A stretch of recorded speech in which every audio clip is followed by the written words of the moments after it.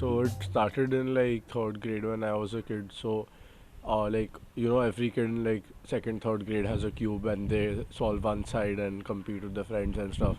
So then instead of just fooling around and solving one two sides, my dad told me I should try and learn the full thing. I learned it from there, and I showed it to my friends a few times, and then from there I stopped because it got boring to just solve the cube again and again.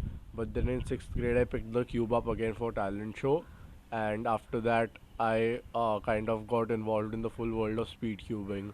So speed cubing is basically the sport of solving a cube as fast as you can, and from there I discovered new puzzles, new ways of solving it with one hand blindfolded with feet.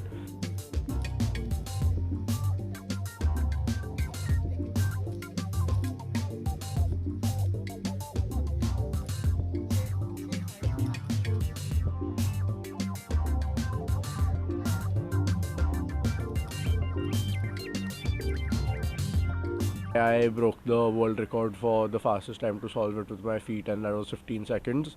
And I beat the time of 16.9 seconds. And who had that record? It was Daniel Rose Levine, and he's actually someone I know from America, and he also helped me a lot to actually break that record. And he was really spotting when I broke it too.